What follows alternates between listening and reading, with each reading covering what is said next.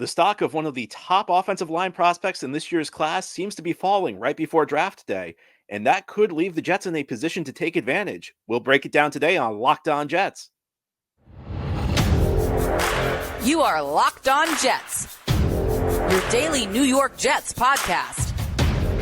Part of the Locked On Podcast Network, your team every day.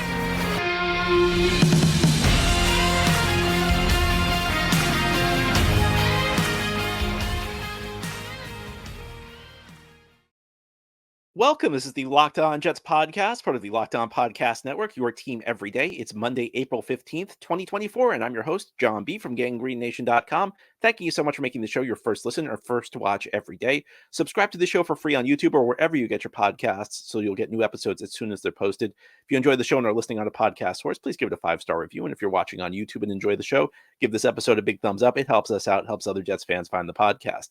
Today's episode is brought to you by FanDuel. Make every moment more. Right now, new customers get $150 in bonus bets guaranteed. That's $150 win or lose. Visit FanDuel.com/lockedon to get started. Well, today we're going to talk about Olu Fashanu, an NFL draft prospect out of Penn State. He is a tackle projected to go high in the first round this year. But over the last couple of weeks, it feels like his stock has been slipping a little bit. And I think that could leave the Jets in a position to take advantage. We're going to break that down on today's show. Now, Fashanu has, for months, been considered, in fact, you can even go back to like the start of the college football season in 2023. He's been viewed as one of the consensus top tackle prospects. However, over the last couple of weeks, if you've been following mock drafts, his selection spot has seemed to go down pretty consistently. In fact, there's a website, it's called mockdraftdatabase.com, and it keeps track of all mock drafts across the internet. So back in January, right after the end of the college football season, they had him consistently going with the 6th overall pick. His average selection was 6th. That's down to 14 today. So he's fallen 8 slots over the last 3 months or so. And I know one of your responses might be, well, that's just what internet writers think. You know, that's not necessarily indicative of what the NFL at large thinks of him. And that could be true. I think that's a fair point. But there are a number of media types who are very well connected in the NFL. These are your major analysts. So a guy like Dan Jeremiah of NFL Network, back in February before the combine, he was on a conference call and he said that if the Jets wanted to get Fashanu, they would have to trade up. Jeremiah did a mock draft just a few weeks back where he had Fashanu going 7th. Well, Jeremiah followed that up with a more recent mock draft where he has Fashanu falling all the way to 14th. Another analyst, Matt Miller of ESPN, back in December after the end of the college football regular season, did a mock draft where he had Fashanu going 5th. Again, Miller's latest mock draft has Fashanu falling out of the top 10. So even among the major connected guys, it feels like there's been some slippage in Fashanu's draft stock. And one thing that's notable is that it's all happened after the games have ended, after Fashanu and every other prospect has played their last game. And that's the kind of thing that always kind of sets off alarm bells for me. If you see a guy's stock either go way up or way down after the last game is played, I always want to figure out why that is, because there are many instances where teams start to, and I think in the NFL, there's a lot of groupthink, especially in the scouting community. And with so much time on your hands and with so much pressure to get picks right, sometimes teams and sometimes the league in general overthinks things with a player. And the most important aspect of evaluating a prospect to me is what happens on the field in games. Now, you can go overboard with this. You know, I never like to be the guy that like points out college production as a reason a player is going to be great in the NFL, because practice squads are littered with all conference players in college. In fact, I would say, especially when you're talking about like a high draft pick, playing really well in college is something that's expected. But after watching Fashanu for multiple years at Penn State and deeming him a top pick, now suddenly, you know, there's some slippage. And it's tough to see why. So, you know, one thing that is sometimes there's an obvious reason a player falls. You know, sometimes like the doctors look at and find something they don't like. You know, they find something when a player goes through medical evaluations, which indicates the player's body's going to have a tough time holding up taking the pounding of an NFL season. That's not what's happened with Fashanu, because if that was the case, he wouldn't be falling to, 14. He'd be falling, he'd fall out of the first round. There have been guys in the past who have been viewed as consensus first round picks, and then the medicals came back and, You don't fall from 5 to 14. You fall, out of the first round. You may fall to day 2 or day 3 if there's a serious medical issue. Then there are obviously the guys who have tough processes, guys that don't interview well. Again, no indication that's happening here. You have the obvious cases where something happens with a guy.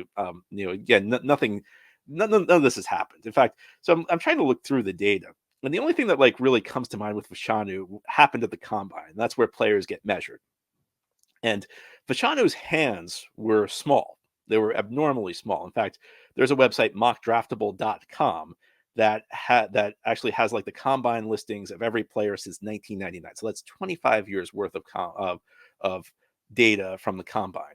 Fashanu's hands measured at 8.5 inches. That's not just small. That's not just the smallest in the 25 years of data they have. That's the smallest by half an inch. Fashanu at the tackle position, according to the mockdraftable.com database, has the smallest hands of any tackle prospect of the last 25 years by half an inch. He's the only guy below 9 inches, and he's at 8.5 inches. So you wonder, is that the type of thing that maybe causes teams to panic a little bit? Is it the type of thing that sends off alarm bells?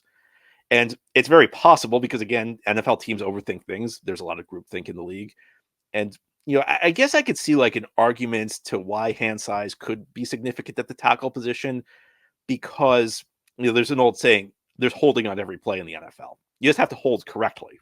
You're going to latch on to a guy. You just can't get contorted into a position where the ref sees you holding. You have to kind of do it in a subtle way. So could hand size impact you there where you maybe have a tougher time holding on to a guy? You have to latch onto him. You have to really, between, you usually grab between the shoulder pads on the offensive line. You have to kind of latch on. And you can't let the guy get leverage on you.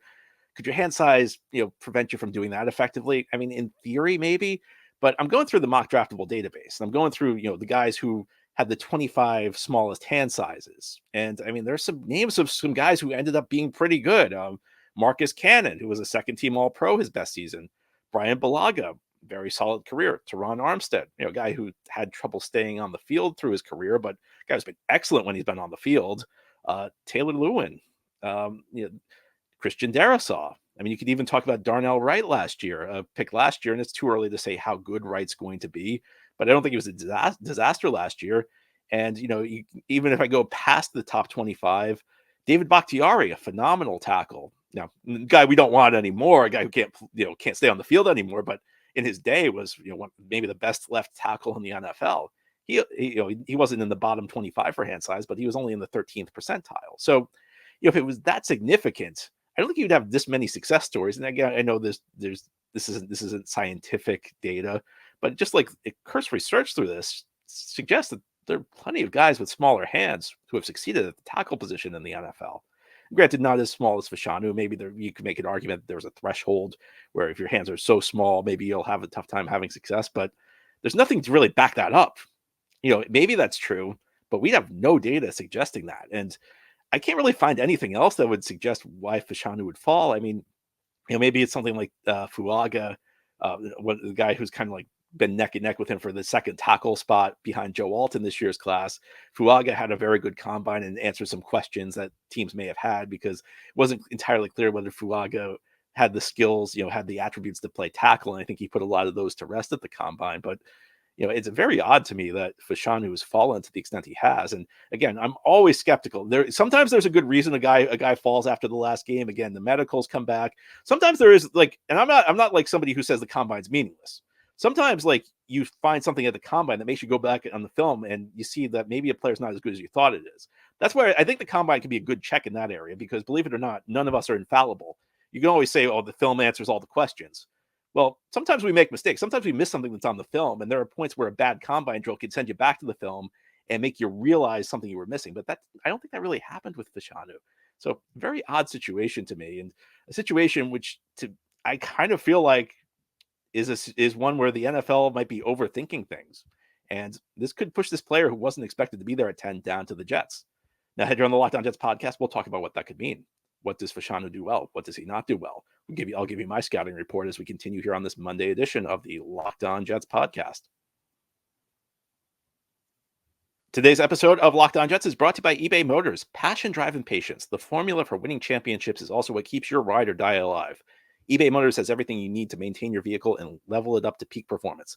Superchargers, roof racks, exhaust kits, LED headlights, and more. Whether you're into speed, power, or style, eBay Motors has you covered. And with over 122 million parts for your number one ride or die, you'll always find exactly what you're looking for. And with eBay Guaranteed Fit, your part is guaranteed to fit your ride every time or your money back. Because with eBay Motors, you're burning rubber, not cash.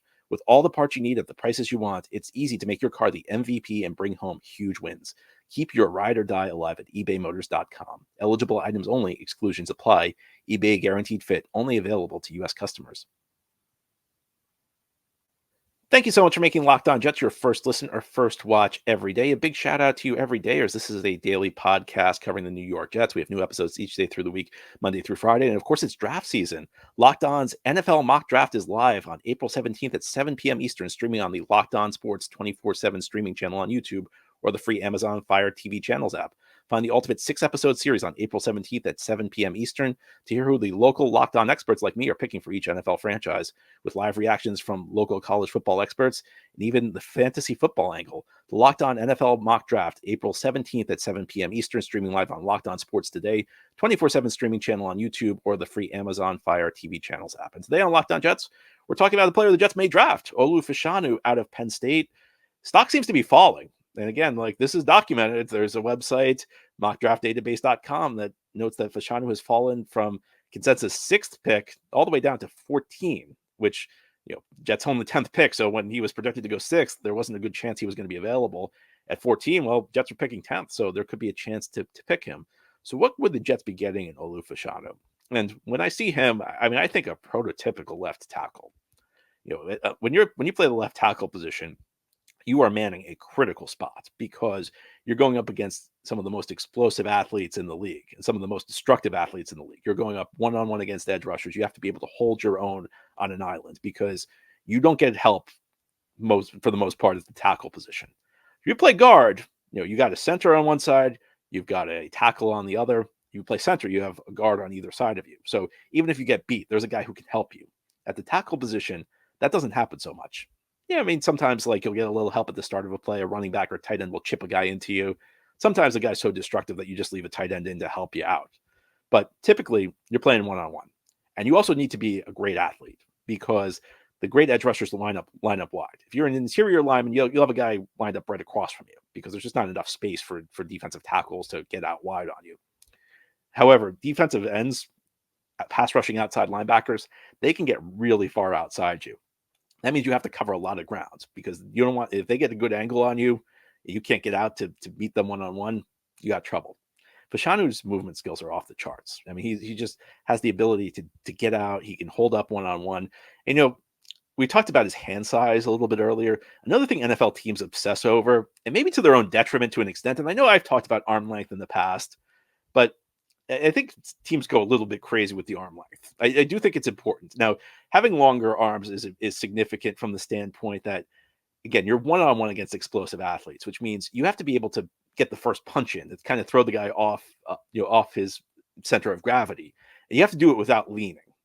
So I do think arm length can matter there. Now, I think NFL teams, again, they overthink things. They take it to an extreme where they say, they've come up with this arbitrary figure. You have to have at least 34-inch arms. If it's like 33 and a half inches, then you're not, then it's not going to work. That's going a little bit overboard. Well, Fashanu does have 34-inch arms. So, the arms are like right middle of the pack. Arms are like perfectly fine when we're talking about arm length for a tackle. And even then, I think if your arms are a little shorter, it's not necessarily the end of the world. I think, again, sometimes the scouting community overthinks these things. This is a guy who I think can hold up fine against edge rushers. This guy who has the athletic ability to get out against them one-on-one. A guy who I think struggled with this would be Mekhi Becton. And Becton, in theory, was supposed to bring other things to the table because he was so big. He was supposed to be able to move well enough. But Becton, a bigger guy like Becton, was always going to have trouble against like the most athletic edge rushers. I don't think there's anybody who's going to be able to out-athlete Fashanu. And I think his game is pretty refined at this point. I think there are moments where his pad level gets a little too high. And, there's a little expression, low man wins. So you want to be lower in your stance typically because that's how you get leverage by, kind of pushing up. But, I think Fashanu does a pretty good job with that. I think the other thing with Fashanu is he also understands like kind of the flow of how pass rushing schemes work. And what I mean by that is, in the NFL today, they're very complex pass rushing schemes. You have guys who could be coming from any angle. You'll see many instances where teams are loading up the line of scrimmage, and like some of the guys are going to rush the passer, but others aren't, and they're trying to confuse the offensive line assignments. Then you also have like stunts where a guy who's a tackle like kind of loops around, and a guy who's a defensive tackle loops around and goes to the outside, and the offensive tackle has to pick him up, and the defensive end loops to the inside, and the guard and center need to pick him up. And that's something that can be challenging for a younger player, because in college you don't see a lot of like those complex schemes. You do see some of them in the Big Ten, though. There are a couple of NFL style defenses in the Big Ten. I think Fashanu shows pretty good awareness that he knows where to pass a guy off. He understands when teams trying to do something kind of complex up front. I think it's part of the reason he's a consensus first round pick. So he's a guy who could potentially be a plug and play type player at the tackle position. What does Fashanu not do so well? I think especially in run blocking. I'm not sure how strong he is. Maybe this is the hand size showing up, but I do think frequently, I'd say not sometimes, I think frequently he plays too high. He doesn't generate a lot of power. Now he's mobile. He can hit a reach block. If you need him to hit somebody a couple yards away because of his athleticism, he can go do that. And sometimes that's what the play call is. Sometimes the play call requires you to like hit a guy that's really far away from you. Not every lineman's athletic enough to get them to hit the block in time. I think Fashanu can do that pretty effectively. And I think, if you really want to get complex, you want to pull him, and you don't pull a tackle all that much on run plays, but you could do that. He could do that again because of his athleticism and because of his mobility. Now, can he improve? Again, I think if he improves his pad level, he makes it a little bit more consistent in the run game, he could be a better run blocker. That said, we're talking about the 10th overall pick here. And, in today's NFL, there's the old cliche, it's a passing league. If you are an offensive tackle who can protect the quarterback, who can hold up one-on-one, who, doesn't need a lot of help against the most explosive pass rushers in the league, your run blocking isn't you'd rather have a good run blocker than a bad run blocker. But if you can protect the passer one-on-one, you're very valuable in today's league. And that's not to say Fashanu cannot improve as a run blocker. He can. It's not to say he's incapable of becoming a good run blocker in time. He could, if with some technique work, with some more consistency in those areas, he could become a good run blocker. But I think about a guy that played for the Jets, and I don't want to put these expectations on Fashanu, but there's a guy who played tackle for the Jets, left tackle for a decade, the Brickishaw Ferguson. The Jets drafted him 4th overall in 2006. Brick was never a great run blocker. He had a few moments. He had a few years where he was okay. Brick made his money by protecting the quarterback. Jets just stuck him out there for a decade. He missed one snap on a trick play. His entire career, he missed one snap on a trick play. Just didn't have to worry about it. They knew they'd get reliable pass protection from Brick, and that was enough. And Brick was really, really valuable. So, I guess I understand to the extent some concerns about Fashanu's run blocking. And you'd like to see it get better again. If you're giving me the option, would I rather a tackle be a good run blocker or a bad run blocker? Always going to take good. Adds to the table, add something to the mix. But even if you're just a good pass blocker, especially at the left tackle position, you're blocking the blind side, that's pretty valuable. That's pretty important to have. Now, here on the Locked On Jets podcast, we'll close out our discussion of Olu Fashanu. We'll talk about where he would fit in the Jets, both in the short term and in the long run. I have some thoughts on that I'll give you as we continue again on this Monday edition of the Locked On Jets podcast. Today's episode of Locked On Jets is brought to you by Monopoly Go. I've been told I'm a competitive person. Do you think that's true? I do. We all have a competitive side. I do as well. And my competitive side is a big fan of Monopoly Go. I'm sure you've heard of it. It's been downloaded over 150 million times. It's a great twist on Monopoly, where you play on not one, but hundreds of Monopoly boards in crazy locations, building up amazing cities that bring you big money. But the best part is messing with your friends. You can charge them rent on iconic properties just like classic Monopoly, but now you can also rob vaults of riches for yourself. And the leaderboards will show you who the biggest Monopoly tycoon is. But it's not just my competitive side that loves it. You can team up with friends and people all over the world in timed tournaments to earn huge rewards. So get in on the game and join your friends. Download Monopoly Go, now free on the App Store or Google Play.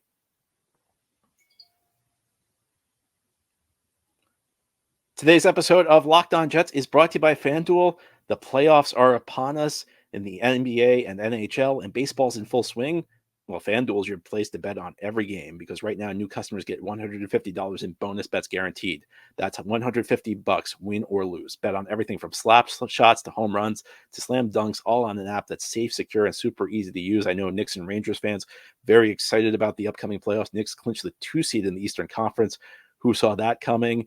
You want to see the Knicks win? Like, again, you can go to FanDuel. No matter what happens, you can get $150 in bonus bets guaranteed. So what are you waiting for? Visit fanduel.com/lockedon and make your first bet an automatic win. Again, it's fanduel.com/lockedon. FanDuel, America's #1 sportsbook. This is the Locked On Jets podcast here on this Monday. We're talking about Olu Fashanu, a tackle out of Penn State, a guy who's projected to go in the top 15 of the NFL draft. He was previously projected to go in the top 10. Seems like his stock's taken a little bit of a hit. Not a major hit, but enough of a hit that he could be available for the Jets at 10, when for most of the lead up to the draft, we were not expecting that. So let's talk about how Fashanu could fit the Jets. And I think that this is a really good fit. And I keep hearing people scoff at the idea of the Jets drafting an offensive lineman at 10 because they have Tyron Smith and Morgan Moses. I think there are a couple things you have to consider. First of all, you're usually not drafting, even in the top 10, you're not drafting a player just for what he's doing year one. You're drafting a player to fill long-term needs, to prevent critical positions from being problem areas. Yes, the Jets signed Smith. Yes, the Jets signed Moses. They're both 33 years old. They're both among the 5 oldest starting tackles in the league. Jets will have 2 of the 5 oldest starting tackles in the league this year. By the way, neither is under contract for the year 2025. So, we can talk about the needs being filled in the short run. And these were Band-Aid. These were bridge moves. These were moves that just get you through the year. Nothing's really changed about the Jets' trajectory on the offensive line over the long run. And by long run, I'm not talking 3 years down the line. I'm talking about next year. Jets don't have a starter for the offensive line in 2025. And yes, I understand all in. I understand win now. But, it's your first round pick. Jets have pushed so many resources to win now. Jets have pushed so many resources to be all in. It's okay to use one, your first round pick, to think about the longer term. And Fashanu is the type of guy who could help fill the left tackle position for the long term for the New York Jets. He's a type of guy. And by the way, I've mentioned some of the issues he has, maybe playing a little high sometimes.